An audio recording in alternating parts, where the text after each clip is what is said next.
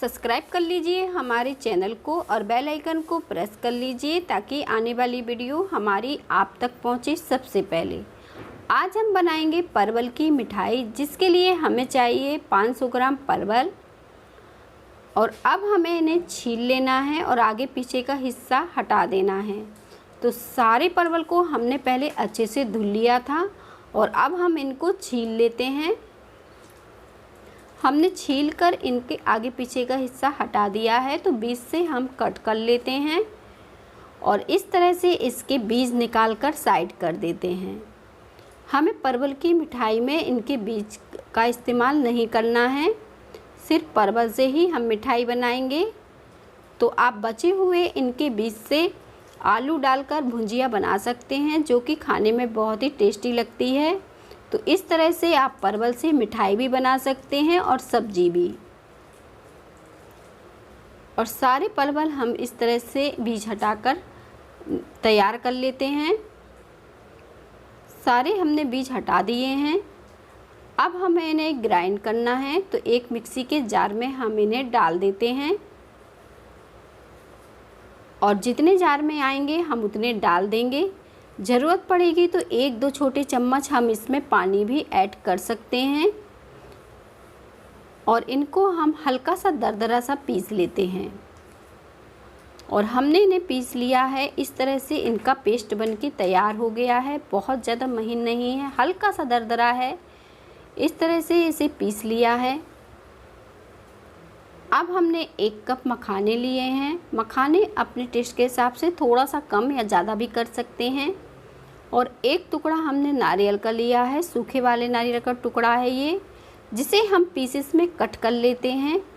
छोटे छोटे पीस कर हम इसमें डाल देते हैं। इससे हमारी मिठाई में बहुत ही बढ़िया टेस्ट आएगा। और इस तरह से हम सारे नारियल कट करके डाल देते हैं। अब हमें साथ में दूध चाहिए, तो हमने यहाँ पे 1 कप दूध ले लिया है और मखाने में डाल दिया है।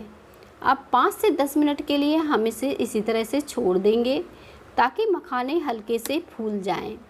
मखाने फूलने के बाद हम इसे ग्राइंड कर लेंगे।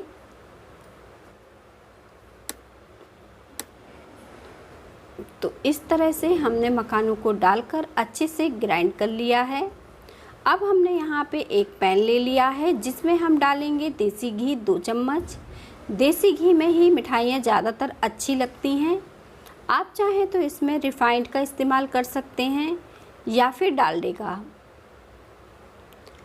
और जो पेस्ट हमने बना के रखा है परवल का, इसमें देख लेंगे कोई बिना पिसा हुआ पीस रह तो नहीं गया। अगर रह गया है तो हम उसे साइड कर सकते हैं और इसे इसमें डाल देंगे। और सारा परवल हम एक साथ ही इसमें डाल देंगे। अब हम इसे मीडियम आंच में पकाएंगे। और इस तरह से हमने इसे डाल दिया है। अब हम इसका जो भी एक्स्ट्रा पानी है वो जल जाने देंगे और इसे पका लेंगे।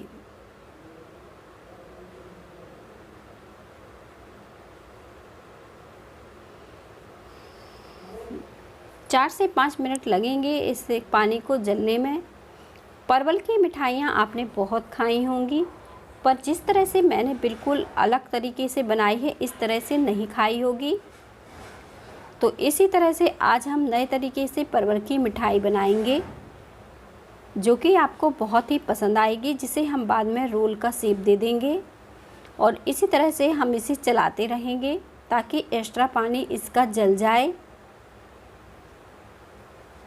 और देखें, ये काफ़ी सूखा सूखा इस तरह से दिखने लगा है। इसका थोड़ा और पानी हम इस तरह से चलाते हुए सुखा लेंगे।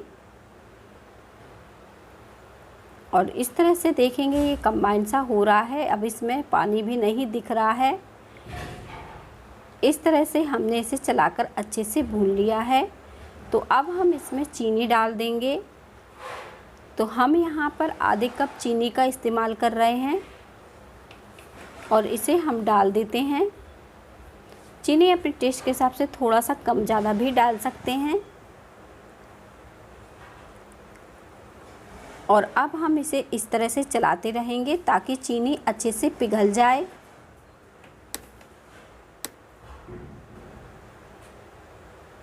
चीनी अच्छे से पिघल जानी चाहिए, तभी हमारी मिठाई बहुत ही बढ़िया बनेगी। और इस तरह से हम चीनी के साथ 2 से 3 मिनट के लिए इसे पका लेंगे। और 2 से 3 मिनट बाद जो हमने मखाने का पेस्ट बना के रखा है इसे डाल देते हैं। इससे हमारी मिठाई में बहुत ही बढ़िया टेस्ट आएगा। अगर आप मखाने का पेस्ट नहीं डालना चाहते हैं तो इस समय मलाई का भी इस्तेमाल कर सकते हैं। और इस तरह से चला चलाकर अब हम इसे पकाएंगे। धीमी आंच में हमें इसे पकाना है, इसलिए इस मिठाई को थोड़ा टाइम लगेगा। तेज़ आंच में हमारी मिठाई नीचे से लग सकती है, तो धीमी आंच में ही हम चला चलाकर इसे पकाते हैं।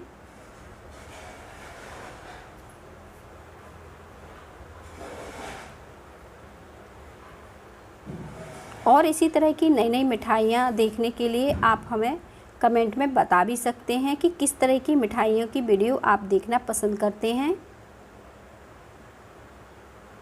और अब हम इसे इसी तरह से चलाते हुए पका लेते हैं ताकि ये अच्छे से पक जाए और इसकी जो मिठाई बनाए बहुत ही टेस्टी बने।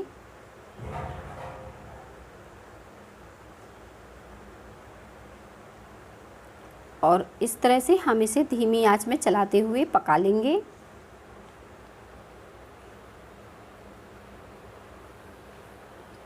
इसे हमें धीमी आंच में पका रहे हैं, इसलिए थोड़ा टाइम लग रहा है, पर मिठाई हमारी बहुत ही बढ़िया बनके तैयार होगी जो आपको पसंद आएगी। इसका कलर हल्का सा डल हो गया है, इसलिए मैंने यहाँ पे ग्रीन फूड कलर का इस्तेमाल किया है। आप चाहें तो इसे ना डालें, ऐसे ही बिना कलर के ही बना लें। अब हम इस कलर को इस तरह से इसमें अच्छे से मिला लेंगे और इसे इसी तरह से चलाते हुए पका लेंगे। और इस तरह से ये पकते हुए देखिए कितना बढ़िया कलर आ गया है, अच्छे से भुना हुआ ये डो की तरह सिमट रहा है।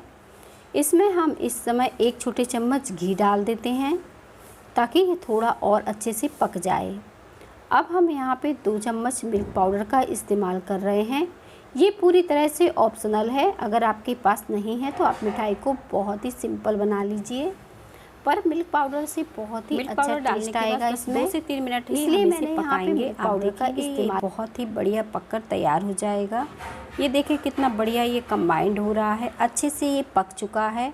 हमें इसे इतना ही पकाना है। अब हम गैस को बंद कर देंगे और इसे निकाल लेंगे। और जब ये अच्छे से ठंडा हो जाए तो हम एक प्लेट में इसे निकाल लेंगे। अब हम इसकी रोल मिठाई बनाकर तैयार करेंगे। इस तरह से छोटे छोटे टुकड़ों हम ले लेंगे और हल्का सा गोल करके इन्हें रोल कर देंगे। आप इसे किसी भी शेप का बना सकते हैं, जो भी शेप आपको पेड़ा का पसंद हो तो पेड़ा भी बना सकते हैं, पर मैंने यहाँ पे इनके रोल बनाए हैं इस तरीके से। सारी मिठाइयों को अब हम इसी तरह से रोल कर कर बना लेते हैं। अगर रेसिपी पसंद आ जाए तो रेसिपी को लाइक ज़रूर करिएगा। रोल हमारे बनके तैयार हो गए हैं, बहुत ही बढ़िया बने हैं। अगर आपको लगे ये बहुत ज़्यादा सॉफ्ट हैं तो आप इन्हें 10 मिनट के लिए फ्रिज में रख दीजिए, तो ये सेट हो जाएंगे और बहुत ही बढ़िया बनके तैयार हुए हैं। अब हमने यहाँ पे 4 से 5 काजू लिया है, जिन्हें हम बारीक कद्दूकस कर लेंगे। इससे हमारे रोल बहुत ही देखने में सुंदर लगने लगेंगे। मैंने इसमें कोई भी ड्राई फ्रूट नहीं डाले हैं, आप अपनी पसंद के हिसाब से इसमें ड्राई फ्रूट डाल सकते हैं या फिर ऊपर से भी लगा सकते हैं। अब रोल को हम इस तरह से काजू में रोल कर देंगे और इस तरह से हमने इसके ऊपर लगा दिया है। बाकी के में भी हम इस तरह से लगा देते हैं, जिससे ये और भी खूबसूरत दिखने लगेंगे। आप चाहें तो चांदी का वर्क जो आता है वो भी लगा सकते हैं। और रोल मिठाई हमारी बनके तैयार है। मिलते हैं इसी